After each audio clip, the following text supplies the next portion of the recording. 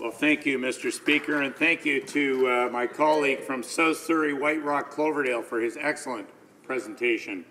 And in fact, from a tourism perspective, there isn't a nicer part of the country to visit. Mr. Speaker, it's with great pleasure that I rise today in this place to speak about the Canada-Honduras Free Trade Agreement. In particular, I'd like to say a few words about the issue of corporate social responsibility and how it relates to this agreement. Corporate social responsibility can be defined as the voluntary activities undertaken by a company to operate in an economically, socially, and environmentally sustainable manner. Excuse me. It is also increasingly referred to as responsible business practices. It covers a broad range of activities, including environmental protection, human rights, labor relations, corporate governance, transparency, community relations, peace and security, and anti-corruption measures. Our government recognizes the importance of corporate social responsibility in a globally competitive, well-regarded, extractive sector.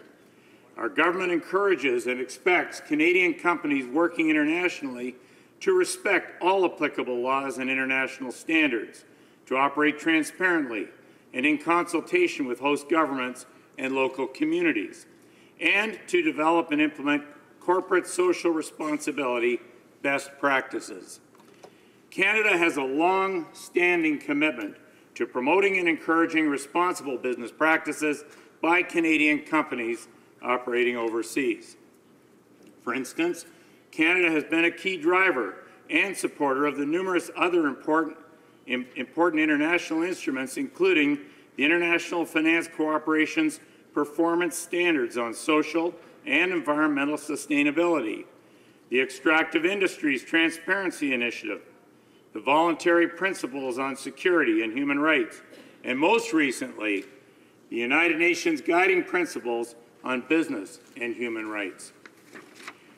This clearly demonstrates that this government's commitment to international corporate social responsibility standards is a fundamental, ongoing priority.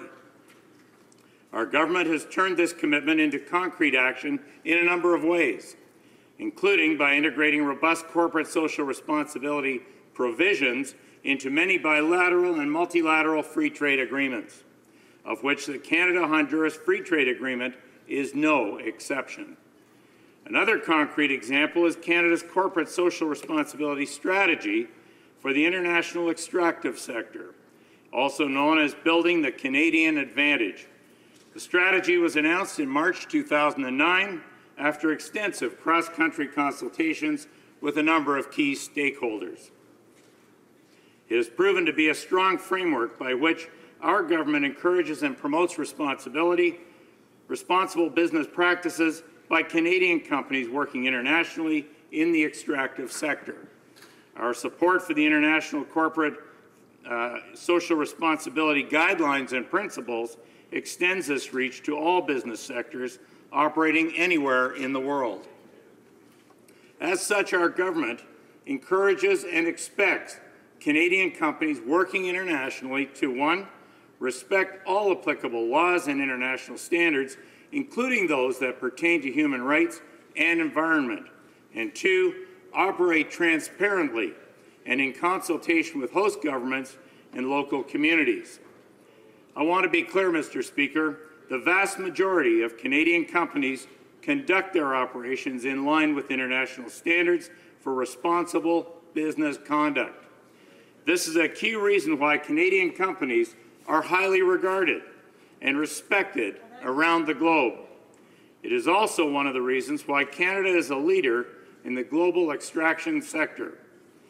I wish to comment briefly on Canada's approach, which emphasizes voluntary activities as opposed to regulations, obligatory actions, and punitive measures. Canada has worked hard in support of many corporate social responsibility guidelines, as we understand their values to Canadian companies operating abroad. In fact, they often provide valuable guidance which allows our companies to succeed.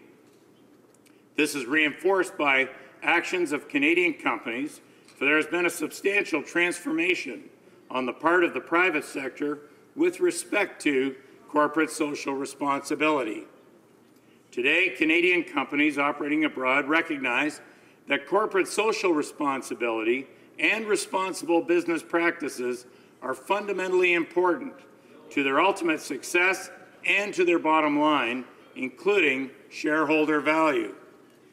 They recognize that a commitment to responsible business practice is a commitment to their own success.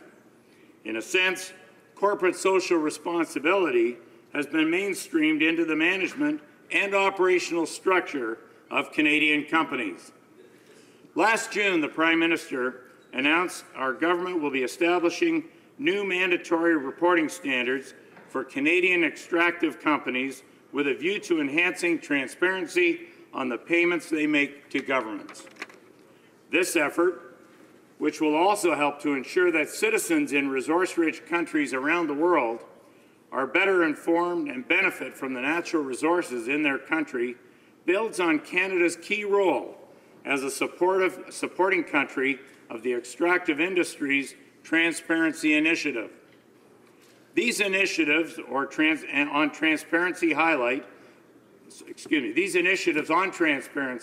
highlight our government's commitment to working with our trading partners to pursue policies that support a responsible and sustainable investment environment in the best interests of host communities and businesses.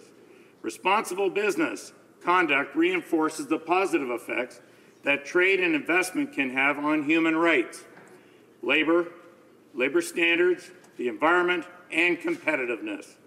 At the same time, it has a significant positive effect on the communities in which the businesses operate. The Canada-Honduras Free Trade Agreement includes provisions on corporate social responsibility because our government believes that liberalized, rules-based trade and social and environmental responsibility go hand in hand. The parallel agreements on labor cooperation and environmental cooperation ensure that increased business between our two nations does not come at the expense of our social and environmental responsibilities. Activities to promote responsible business practices can also be undertaken in the form of trade-related cooperation. Thank you, Mr. Speaker. Provisions in these agreements encourage both governments to promote voluntary principles of responsible business conduct with their business communities. Not only do these agreements advance our government's efforts to promote corporate social responsibility, they also provide an opportunity to engage partners to increase its promotion. Both Canada and Honduras have signed and have agreed to support positive corporate social responsibility practices and to remind companies of the importance of incorporating corporate social responsibility standards in their internal practices.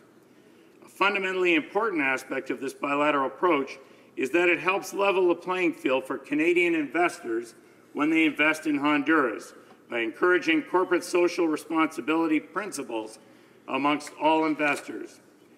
At its core, responsible business practices incorporate social, economic, and environmental concerns into the daily operations of firms to benefit industry and society, with particular consideration for the community in which they are operating. Given that Canada and Honduras have significant investment relationship, it was critical to include corporate social responsibility in these important agreements. Mr. Speaker, our government has shown its commitment to promoting corporate social responsibility and responsible business practices internationally, and is pleased to work with trade partners to broaden this commitment. The Canada-Honduras Free Trade Agreement recognizes this and is an important mechanism to create jobs, opportunities, and prosperity for Canadians in a socially and environmentally responsible manner. For these reasons, I ask all honourable members for their support of this very important agreement. Thank you, Mr. Speaker. Questions and comments. The honourable member for Vancouver Kingsway. Thank you, Mr. Speaker. I listened carefully to the honourable member who spoke a lot about corporate social responsibility and how important that is to Canadians. But I think Canadians are also expecting government democratic responsibility. Now, Honduras is an undemocratic country with one of the worst human rights records in the world. It has the highest murder rate of journalists on the planet. It's a major cocaine trafficking center, and it tolerates environmentally destructive policies. Honduras ranks 104th on Canada's list of trade partners, and DFATE itself acknowledges that this deal provides only marginal benefits to Canadian exporters. Honduras permits corporate actions that harm the environment, violate Indigenous rights, and which are against the wishes of local populations. It allows paramilitary death squads to operate, intimidating citizens and committing violent acts against those who raise peaceful voices of dissent. Mr. Speaker, Canadians would not support a trade agreement with the previous government of Ukraine or North Korea or Iran. Why does this government believe that Canadians would support an agreement with Honduras that has an equally bad record of violating the democratic and human rights standards, not only of Honduras, but of Canada and the world? Well, member for Don Valley West. Well, thank you, Mr. Speaker, and I thank the honourable member for his comments. Mr. Speaker, we're a pro-trade government. That is what we do. We believe in trade, we believe in jobs, job creation, and prosperity for all Canadians. And in entering an agreement like this, it is critical, particularly employing some of the standards and priorities that I've just articulated, that we work with our partners to ensure that they marry those same values.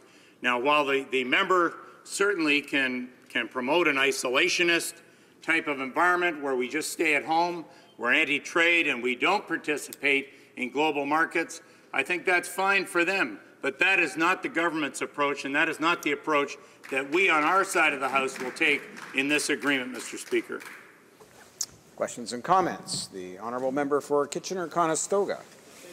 Mr. Speaker, I'd like to thank my colleague for his speech and his emphasis on opportunity and job creation and growth and trade.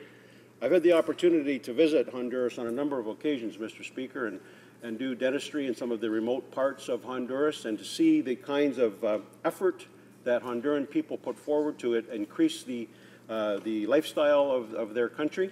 And I certainly applaud all of those efforts. But I wonder if my colleague would take a little more time, now that he's got a little bit of time to add to his speech, to outline some of the positive effects that increased investment and increased trade with Honduras will bring to the Honduran people themselves. They're asking for this, Mr. Speaker, and if you could just give me a couple examples, that would be great. Thank you.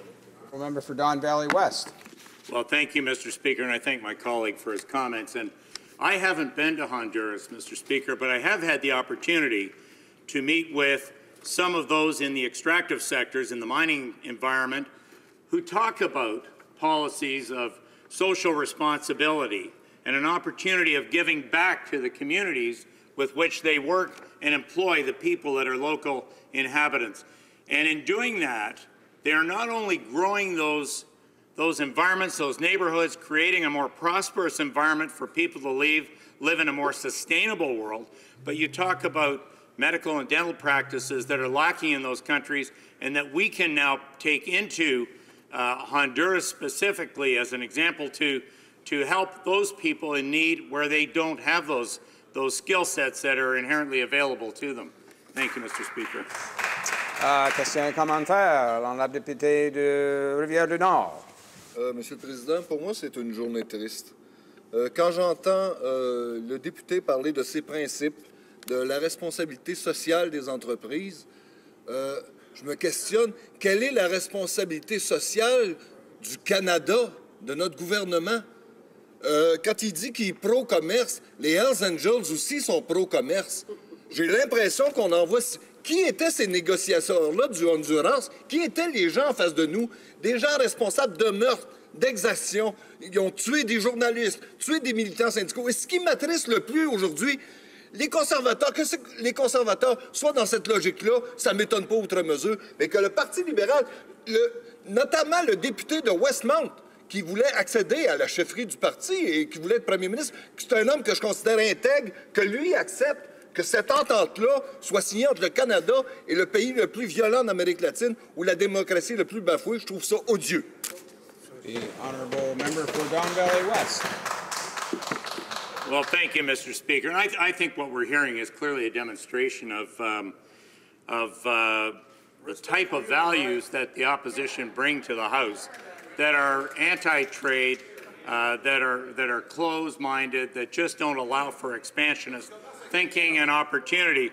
And so I really do believe, Mr. Speaker, that given the opportunity to go into a country like Honduras with some of the companies that are part of this, I should also mention, I don't know if the member was in the hall or in the room when I presented my speech, but the Canada-Honduras Free Trade Agreement includes provisions on corporate social responsibility. We're sharing those provisions in terms of our responsibility with our partners on the other side of this agreement. Somewhere we've got to start to build a bridge. I hear you on some of the issues, or I hear the member rather, sorry, on some of the issues on that side, but I don't believe that just closing ourselves off, staying entirely in Canada, anti-trade, anti-growth, anti-prosperity is going to do what we need to be doing in the rest of the world. We need to expand global markets. Thank you, Mr. Speaker.